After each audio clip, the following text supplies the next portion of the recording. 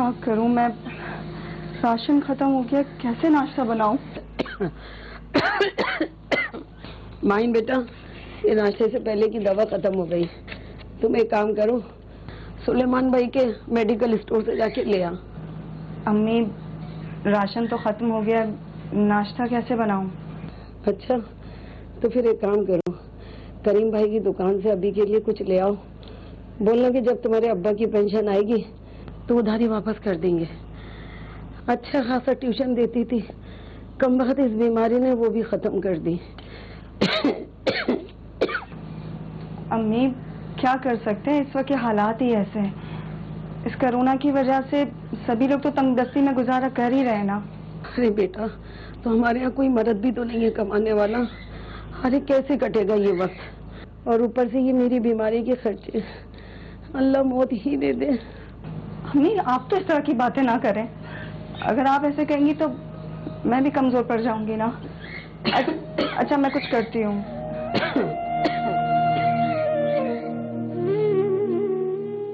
जो फैमिली की रिस्पॉन्सिबिलिटी होती है, ये बहुत ही क्रिटिकल रिस्पॉन्सिबिलिटी है।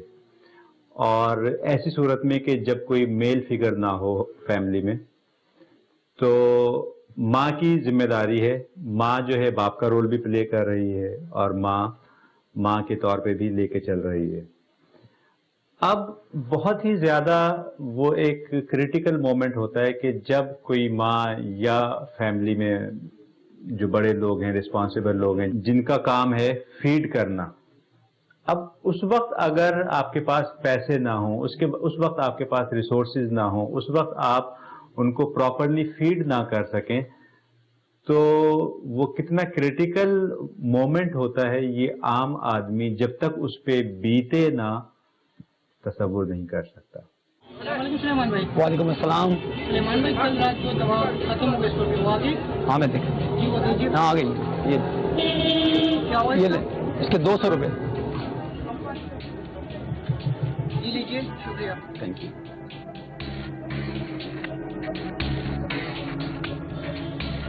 अस्सलाम वालेकुम सुलेमान भाई। वालेकुम अस्सलाम। सुलेमान भाई, वो अम्मी की दवाइयाँ खत्म हो गई थी, मुझे चाहिए। बिल्कुल बिल्कुल, एक मिनट। अभी के 2500 और पिछले महीने का कर्जा मिला के 9000 रुपये आपके बने, पैसे दे दो, दवाई ले जाओ। सुलेमान भाई, आपको तो पता है कि 3 महीने से ट्यूशन भी बंद है। आप इस बार मुझे दे दीजिए उधार। मैं बहुत जल्द आपको कर्जा दे दूंगी, लेकिन प्लीज अम्मी की दवाइयाँ दे दीजिए। हाँ हाँ, मैंने तो फलाई तरफ रखा है ना, अगले महीने फिर तुम उठाई चले आ जाओगी। और अब्बा की पेंशन से बाकी का सब काम हो रहा है, मेरा ही उधार उतारा नहीं जा रहा है। अरे क्यों पैसों के लिए मरे जा रहे हो सुलेमान भाई? कौन सा तेरे पैसे लेके भाग जाएगी? दे देगी, वरना मैं दे दूंगा। तुम फिक्र नहीं करो माई, राशन मैं तुम्हारे घर दे आऊं। करीम भाई, आपका बहुत बहुत शुक्रिया। देख देख तो तू भाई बोल कर ना सारे अरमानों का जनाजा निकाल देती है।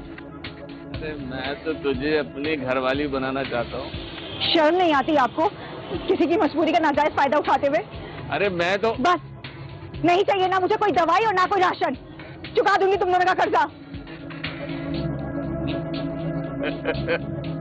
देखता हूँ कैसे उतारती है उधार। अब बहुत सी दफा ऐसा होता है कि लोग अपनी मर्दानगी के चक्कर में सिर्फ नेगेटिव कमेंट ही नहीं करते, बल्कि नेगेटिव एक्ट्स भी करते हैं। जैसा कि आप देख सकते हैं इस स्टोरी में कि जनाब हम आपको उधार नहीं दे रहे, यानी फर्दर ताउन नहीं कर रहे उनके साथ। क्यों नहीं कर रहे? जबकि वो उनका एक अपना पर्सनल जाती मसला है, लेकिन दूसरों के मामलात में टांग अड़ाना। लोग ये नहीं सोचते कि अगर आज कोई दूसरा शख्स मुश्किल में है तो वो मुश्किल उनके घर तक भी पहुंच सकती है, वो मामलात उनके साथ भी हो सकते हैं। किस तरह से मामलात चेंज होते हैं, यू नेवर नो।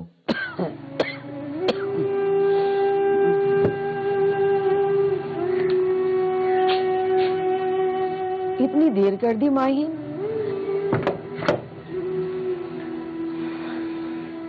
किचन में एक अंडा रखा हुआ था, भूख से सर चकरा रहा था, उबाल लिया, आधा मैंने खा लिया, ये ले, आधा तू खा ले। अम्मी, इसे तो पूरा कर लेती आप, वैसे भी मुझे भूख नहीं है। अरे बेटा, तूने कल से कुछ नहीं खाया है, कितना कुछ करेगी मेरे लिए, मेरा इलाज, मेरी दवा, मेरा खाना, कितना बोझ है तुझ पे। अम्मी ये सब चीजें आपके लिए बहुत जरूरी है ना। मुझे दुख तो इस बात का है कि मैं आपके लिए कुछ भी नहीं कर पा रही हूँ। और कितना कुछ करेगी। अरे मेरी वजह से तूने आज तक शादी नहीं की। तो क्या करती? आपको इस बीमारी की हालत में अकेला छोड़ के अपना घर बसा लेती। बेटा, अल्लाह कोई ना कोई आसरा तो कर ही देता। क्यों मेरी वजह से अपनी जिंदगी जहन्नुम बनाए हुए है? नहीं अम्मी, बिना मतलब के कोई किसी की मदद नहीं करता। बाहर लोग भूखे भेड़ियों की तरह घात लगाए बैठे हुए हैं। अब इन बूढ़ी हड्डियों में इतना भी दम नहीं है कि किसी के घर के झाड़ू पोछे का काम करके 2 पैसे आ जाएं। पता नहीं तुम्हारे अब्बा की अगली पेंशन कब आएगी।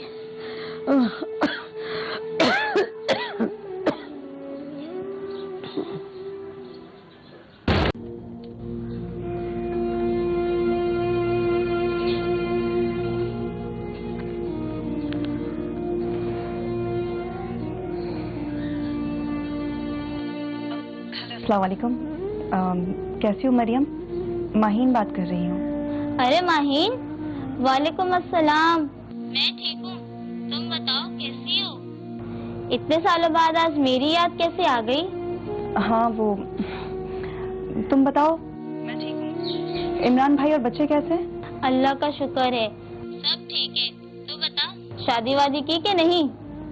नहीं यार, तुम्हें तो पता है कि अबू के इंतकाल के बाद घर की पूरी जिम्मेदारी मुझ पे आ गई है। हाँ यार, बहुत अफसोस हुआ। मुझे पता चला था, पर मैं इस्लामाबाद में थी। यार घर और बच्चों में इतनी मसरूफ हो गई कि तुम्हें कॉल ही नहीं कर पाई। अच्छा ये बता, घर कैसे चला रही हो? कोई जॉब वगैरह कर रही हो क्या? हाँ यार, बस इसी सिलसिले में तुम्हें कॉल की है।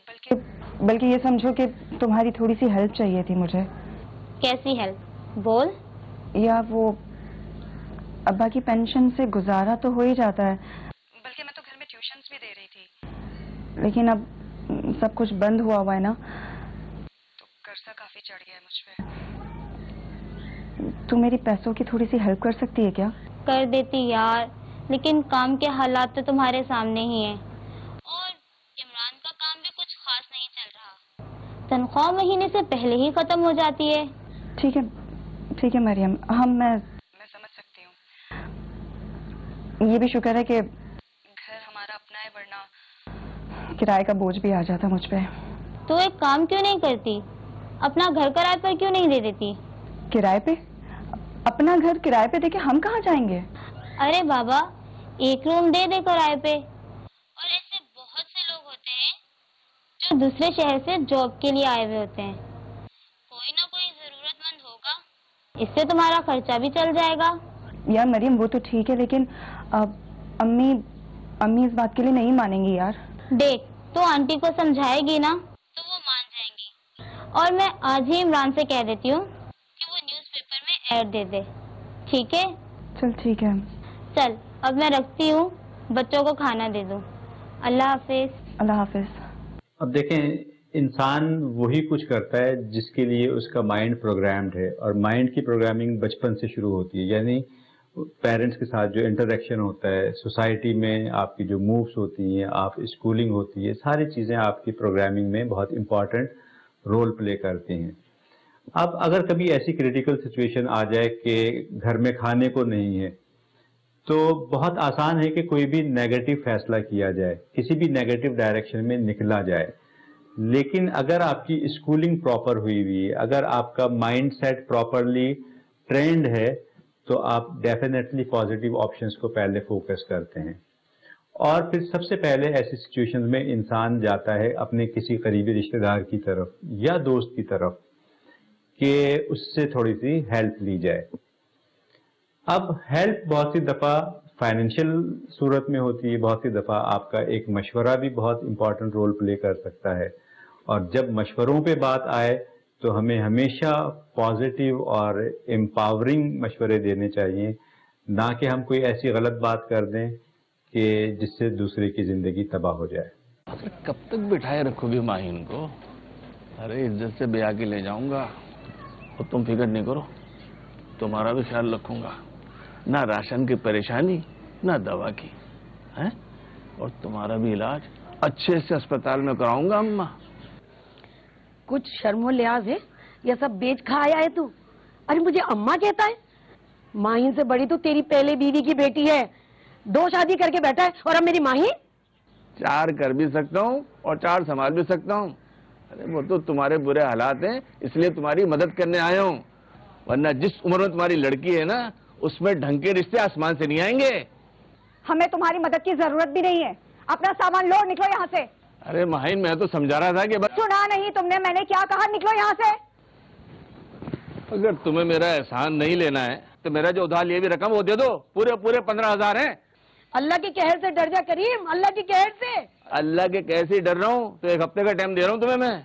और हाँ, अगर इरादा बदल जाए तो बता देना, बारात लेके आ जाऊंगा। निकल मेरे घर से, उठा अपना सामान, दबा हो जाए यहाँ से। अब देखें, बहुत सी दफा लोग अपने इख्तियारात का नाजायज फायदा उठाने की कोशिश करते हैं, जैसा कि हम इस स्टोरी में देख सकते हैं कि नाजायज तौर पर प्रेशर डालना कि या तो मेरा उधार वापस करो या फिर शादी करवा दो। क्योंकि वो बाय डिफॉल्ट उनकी मेंटालिटी ऐसी है कि वो पहले से 1 शादी या 2 शादी कर चुका है, 3 शादी कर चुका है, और एक वो हैबिचुअल पैटर्न बन चुका है। ऐसे रिश्ते भी ज्यादा नहीं चलते कि जिनको बाय फोर्स इस तरह के बाइंडिंग्स के साथ बांधा जाए। तो लोगों को अल्लाह ताला ने जो भी कुछ आपको दिया, जो रिसोर्सेज दिया आपको, तो ये सोचना चाहिए कि मेरे पास जितनी भी चीजें हैं ये दूसरों तक पहुंचाने के लिए तो नहीं दी अल्लाह ताला ने कहीं, इन पे दूसरों का भी हक हो सकता है। जब हम तकसीम सही नहीं करते तो फिर अल्लाह ताला वो इख्तियारात हमसे ले लेता है और गुर्बत के दरवाजे खुल जाते हैं इंसान पे। तो बजाय इसके कि हम अल्लाह ताला ने जो हमें नेमतें दी हैं उसके जोम में आके लोगों को ब्लैकमेल करें, क्योंकि जब आप किसी दूसरे को नाजायज प्रेशर डालते हैं तो वो दिमागी तवाजुन खोना शुरू कर देता है, डिप्रेशन की तरफ चला जाता है, स्ट्रेस बढ़ जाता है, कामकाज सही तरीके से नहीं कर पाता, सही फैसले नहीं कर पाता। समटाइम्स बात यहाँ तक चली जाती है कि लोग खुदकुशी की तरफ चले जाते हैं। तो आपका एक छोटा सा एक्शन, आपकी चंद जुमले किसी की जिंदगी को बर्बाद कर सकते हैं, वीरान कर सकते हैं। इस पे जरूर सोचना चाहिए।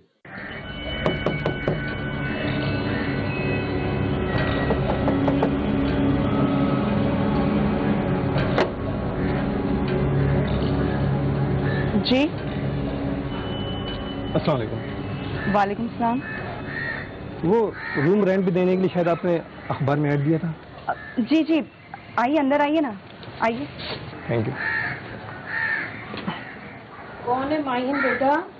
अस्सलाम वालेकुम आंटी। वालेकुम अस्सलाम। मैं आपका नया किराएदार। किराएदार?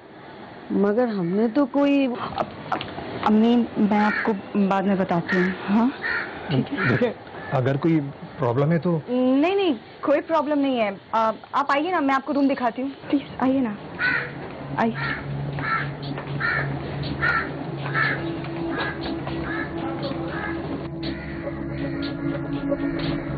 आइए।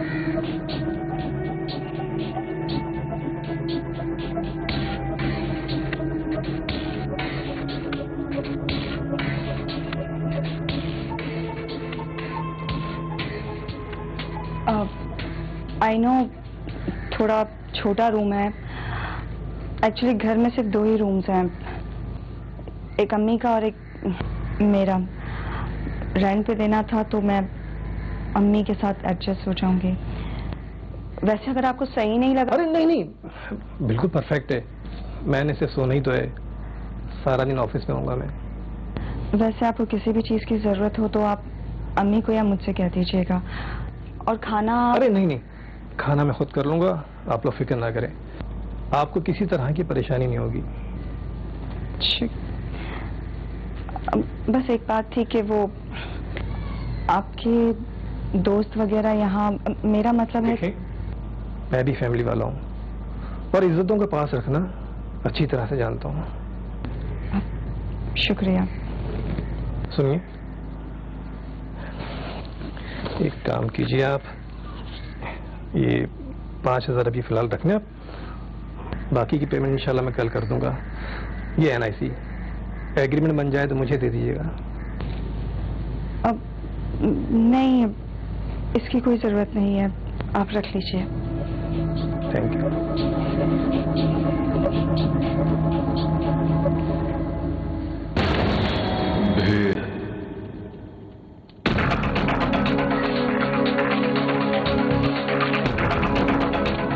ये लीजिए करीम भाई आपके पैसे। अब आपका कोई उधार नहीं निकलता हम पर। तुझे क्या लगता है तू एक लौंडे को घर में रख के उसके पैसों का धौंस दिखाएगी हमारे को? उसकी औकात ही क्या है? तुमसे तो बहुत अच्छी है जो उस रोज तुमने मेरे घर आके दिखाई थी। कह देती हूँ अब के मेरे घर का रुख ना करना, वरना मुझसे बुरा कोई ना होगा। एक माहिन में तेरी भलाई के लिए कह रहा था पगली। अच्छा, अपना बुरा और भला मैं बहुत अच्छे से जानती हूँ, तुम्हें बताने की जरूरत नहीं है। बुराई तो तू मेरी अब देखना, मैं तुम दोनों माँ बेटियों को रुस्वा करके कैसे निकलवाता हूँ, और फिर तेरे पास मेरे अलावा कोई दूसरा रास्ता नहीं होगा। हाँ। देखें, कहते हैं सबसे बड़ा रोग क्या कहेंगे लोग, ठीक है, और ये वो रोग है जो अजल से है और अब तक रहेगा, हमेशा रहेगा। ये इसको आप कभी भी सॉर्ट आउट नहीं कर सकते, खामोश नहीं करवा सकते। इसको आपने डील कैसे करना है उस पर बात की जा सकती है, और उन चीज़ों को अप्लाई करके आप अपने आप को एक पीसफुल माइंड के साथ अपनी ज़िंदगी गुजार सकते हैं। सबसे पहली चीज़ ये है कि no one is responsible for your act. हर इंसान ने अपनी कब्र में जाना है। तो जब आप खुद ये समझते हो कि मैं जो फैसला कर रहा हूँ, मैं जो एक्ट कर रहा हूँ बिल्कुल सही है, अब आपको दूसरों की बातों पे ध्यान देने की ज़रूरत नहीं है। दूसरे जो भी बात कह रहे हैं वो अपने लिए कह रहे हैं, वो अपने सर्कमस्टांसिस के हिसाब से कर रहे हैं, वो अपने माइंडसेट के हिसाब से कर रहे हैं। तो कभी भी आपको किसी का कोई नेगेटिव कमेंट बॉदर नहीं करेगा, डिस्टर्ब नहीं करेगा, आपकी एनर्जी को ड्रेन नहीं करेगा। हर शख्स अपने माइंडसेट के हिसाब से बात कर रहा है। अब लोगों की बातों को हैंडल करने के लिए एक बहुत ही छोटा सा जुमला है जिसको मैं एक टूल के तौर पे कहता हूं कि इसको आप इस्तेमाल करें, कि कोई शख्स कुछ भी कहता है, आप सिर्फ अपने माइंड में उसके जवाब में लेके आए कि लोगों का तो काम है कहना। जब आप किसी की कोई भी बात है, बुरी से बुरी बात हो, वाहियात बात हो, किसी भी हवाले से वो कमेंट कर रहा है, आप अपने आप को सिर्फ क्या कहेंगे, लोगों का तो काम है कहना।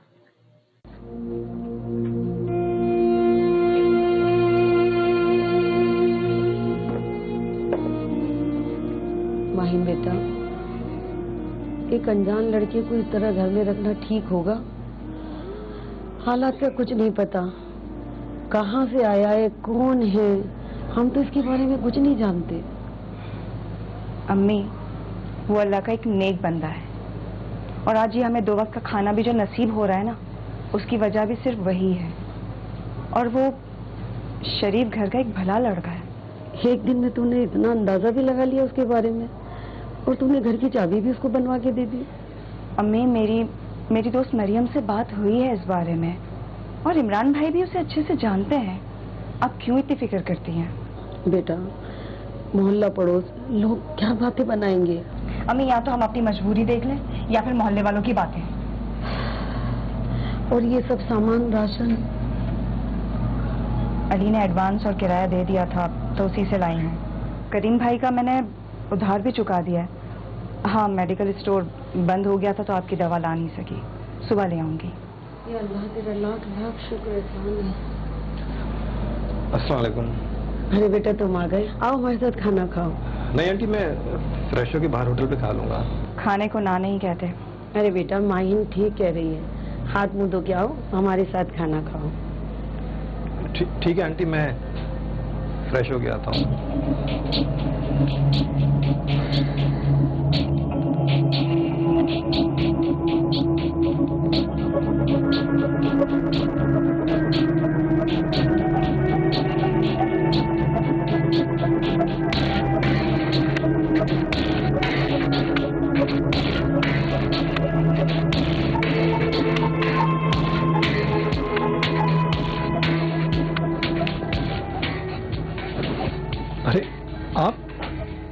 आप ये क्या कर रही हैं? रहने दे, मैं कर लूंगा। आप क्यों तकलीफ कर रही हैं? नहीं, तकलीफ की कोई बात नहीं है। एक्चुअली रूम बिखरा हुआ अच्छा नहीं लग रहा था। सॉरी, वो आज दिल से ऑफिस से ऑफ था तो मैंने सोचा कि मैं कमरा सेट कर लूंगा। मैं वैसे आपको कुछ काम था मुझसे? जी हाँ, ये एग्रीमेंट पेपर लाई थी, आप देख लीजिए। अच्छा, पेन कहाँ रख दिया मैंने? कोई जल्दी नहीं है, आप आराम से पढ़ के साइन कर दीजिएगा। मुझे पढ़ने की जरूरत नहीं, आप पे पूरा भरोसा है। वो मेरा मतलब था, मेरी कौन सी दौलत जायदाद है जो आप साइन करवा के अपने नाम कर लेंगी?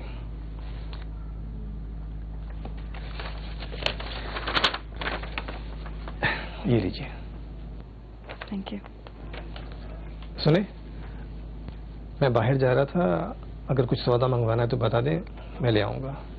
जी नहीं, मैं अपने काम खुद करने की आदी हूँ। वैसे मेरी भी कुछ कुछ आदत आप जैसी है, लेकिन अभी आपने भी तो मेरी मदद की। अम्मी की दवा का टाइम हो गया है।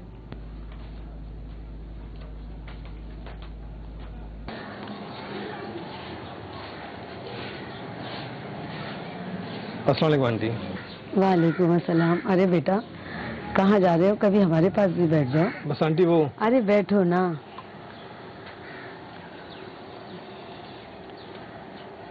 अब तुम कहाँ चली? खाना बनाने अम्मी। अरे बेटा, इतनी क्या जल्दी है? बन जाएगा। अम्मी देर हो जाएगी खाना बनाने में, आपको पता है ना गैस का इशू रहता है। हाँ रे, घर का बोझ अपने कांधों पे लिया हुआ है। अरे मुझे कोई काम ही नहीं करने देती। अच्छा बेटा, माहिन बता रही थी कि तुम लाहौर से हो। जी आंटी। और वालिदैन? अम्मी हैं, वालिद साहब का इंतकाल हो चुका है। बहन भाई? जी 3 छोटी बहनें जिनकी शादी हो चुकी है। वो तुम्हारी शादी? नहीं, वो दरअसल वालिद साहब के इंतकाल के बाद घर की और बहनों की जिम्मेदारी मुझ पर आन पड़ी थी, इसीलिए अच्छी जॉब की ऑफर आई तो मैं यहाँ आ गया। होटल किराए पे लेता तो बहुत महंगा पड़ता, वो तो मेहरबानी इमरान भाई की जिन्होंने यहाँ का पता बताया, थोड़ी आसानी हो गई। अल्लाह उनका भी भला करे और तुम्हारा भी। हमारे लिए आसानी हो गई। बस बेटा, एक बात का डर हमेशा मुझे खाया जाता है। कैसा डर आंटी? अगर मुझे कुछ हो गया तो मेरी माही बेटी का क्या होगा? आज तक उसने मेरी वजह से अपना घर नहीं बसाया, और दुनिया की गलत नजरें अकेली औरत को जीने नहीं देती बेटा।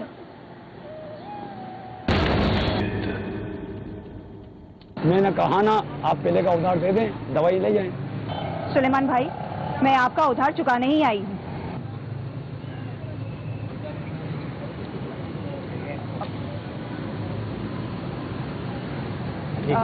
अभी की दवाइयाँ आप दे दीजिए, मैं अगले महीने में इसके पैसे दे दूंगी। हाँ हाँ, अब तो घर बैठे जो आमदनी आ रही है। देखिए सुलेमान भाई, सारे पैसे उधार चुकाने में खत्म हो चुके हैं और अभी दवाइयाँ। अरे माही, आप यहाँ? इज्जत खैरियत तो है ना? जी वो अम्मी की दवाइयाँ लेने आई थी, आप घर जाइए, मैं आती हूँ। पैसे होंगे तो दवाई ले ही दें। आप एक काम करें, मेडिसिन दें और बताएं कितने पैसे हुए हैं। नहीं प्लीज, इसकी जरूरत नहीं, मैं बाद में आके ले जाऊंगी। अरे ऐसे कैसे बाद में ले जाएंगी? हाँ, मेडिसिन निकालें आप। सीरियसली अली साहब, इसकी जरूरत नहीं, और अम्मी को पता चला तो वो बहुत नाराज होंगी। आंटी नाराज नहीं होंगी, आप उनसे कह देना कि अगले महीने के रेंट में से काट लिए हैं। आप दे मेडिसिन। कितने पैसे हुए? 2,500 रुपया। ये लीजिए। चले। अब जैसा कि आपने देखा स्टोरी में कि अगर वो अपने जायज तरीके से पैसा उसको मिला और वो स्टोर पे आके और सारे वाजबात अदा किए, चीजें खरीद रही, तो बजाय इसके कि दुकानदार को खुश होना चाहिए कि चलो अब ये माशी तौर पे बेहतर होना शुरू हो गए, वो नेगेटिवली उसको देख रहा है। तो ये हमारी सोसाइटी की, ये समझने के एक नेगेटिव पहलू है, ये हमारी नेगेटिव प्रोग्रामिंग है, ये लोगों की मनफी सोचें हैं जो उनके कैरेक्टर में इस हद तक रच बस गई हैं कि वो किसी हाल में खुश नहीं रहते। और लोगों को क्रिटिसाइज करना, लोगों पे तनकीद करना, लोगों पे कीचड़ उछालना, लोगों के कैरेक्टर को डिफेम करना, ये अपना मामूल बना लिया है। अम्मी, हाँ बेटा, दवा ले लें। ये लीजिए।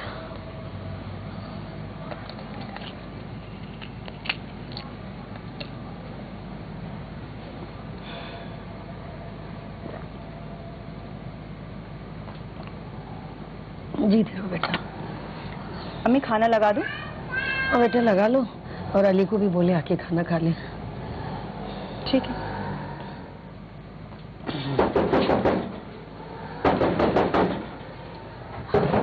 इस वक्त कौन आ गया, मैं देखती हूँ।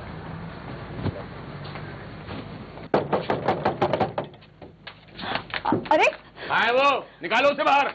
ये क्या तमाशा है? निकलो यहाँ से, क्या बदतमीजी है ये? अरे निकलोगे तो तुम लोग, मोहल्ले में आवारा बच्चों में कोई जरूरत नहीं है। क्यों भाई लोगो? हाँ करीम भाई सही कह रहे हैं। हाँ हम भी माँ बहने वाले लोग हैं, ऐसे लोगों को हम यहाँ नहीं रहने देंगे। ये सब क्या हो रहा है? कैसा शोर है? अरे लो आ गया, चल भाई निकल बाहर। बकवास नहीं करना, किराएदार हूँ यहाँ पर मैं। किराएदार? अरे किराएदार की आड़ में माँ बेटियां कर रही हैं। एक लफ्ज भी कहना तूने, मैं तेरी जबान खींच लूंगा, समझा? दफा हो जाओ यहाँ से, वरना मैं पुलिस को बुलाऊंगी। तो बुलाओ पुलिस को। पुलिस को पता तो चले यहाँ हो क्या रहा है। जब एक रात थाने में रहोगे ना तो तुम लोग के होश ठिकाने आ जाएंगे। किस किस को जवाब दोगे? ये गैर मर्द तो घर के अंदर रखा हुआ है। क्यों, क्या हुआ? निकल गई सारी हवा? अब बोलो, किस रिश्ते से रह रहे हो यहाँ पे तुम? एक बेटे के रिश्ते से। देख भाई, बेटा सगा होता है या फिर दामाद, इसके अलावा कोई नहीं। अरे बेटा तो इनका है ही नहीं। मैंने कहा था मुझे दामाद बना दो, पर ये नहीं मानी ना। तो ठीक है, फिर मैं एक दामाद की हैसियत से रहूंगा। मैं कल ही माहिन से निकाह कर रहा हूं। उसके बाद तो किसी को जवाब देना नहीं होगा ना मुझे, फिर तो किसी को तकलीफ नहीं होगी ना। अली बेटा, मगर आंटी, मैं माहिन का हाथ थामकर इसे अपनी इज्जत बनाऊंगा, और फिर उसके बाद किसी को आपकी तरफ या माहिन की तरफ उंगली उठाने की हिम्मत नहीं होगी। अगर आपको और माहिन को कोई एतराज ना हो तो। देखिए, इन जैसे घटिया लोगों का काम तो सिर्फ बातें बनाना होता है, आदत है ये इन लोगों की। प्लीज आप जल्दबाजी में ऐसा कोई फैसला ना करें। माही बेटा, जब अली को कोई एतराज नहीं है तो तू भी हाँ कह दे। अगर इन लोगों को ये रिश्ता नजर आता है तो देखने दे बेटा इनको ये रिश्ता। क्यों अपने आप को तकलीफ दे रही है मेरी वजह से? अरे मैं तो जी ली जितना मुझे जीना था। बेटा मैं तुझे सुकून से देखना चाहती हूँ मेरी बच्ची, तुझे सुकून से देखना चाहती हूँ। आंटी, अब सिर्फ माहिन ही नहीं, आप भी मेरी जिम्मेदारी हैं। और हाँ, कल तुम सब मेरे निकाह में शामिल होना। और अब यहाँ से जरा दफा हो जाओ, निकलो, चलो निकलो। तो अल्लाह रखे, उसके घर देर है अंधेर नहीं। अल्लाह तुम्हें खुश रखे, अल्लाह तुम्हें खुश रखे। अब देखें, जैसे कि इस स्टोरी में हम देखते हैं कि उन खातून के घर पे सबने मिलके धावा बोल दिया। आपको ये इख्तियार किसने दिया या किस बेसिस पे आप मिलके किसी खातून के घर गए? डेफिनेटली आप यहाँ पे अपने रिलीजन को लेके आ जाओगे कि हमारा मजहब इस चीज की इजाजत नहीं देता। तो आपका मजहब किस चीज की इजाजत देता है, पहले वो करें। जैसा मैंने कहा कि अगर सारे मोहल्ले वाले उन खातून की ज़रूरतों का ख्याल रखते, उनको हेल्प आउट करते, उनकी मदद करते, तो वो इस नहज पे नहीं पहुंचती। वो सोचती ही नहीं कि हमें पैसों की ज़रूरत है, क्योंकि उनकी ज़रूरतें पूरी हो रही थी और कुछ ना कुछ जॉब लग जाती, कुछ भी हो जाता, आगे मामला सेट हो जाते।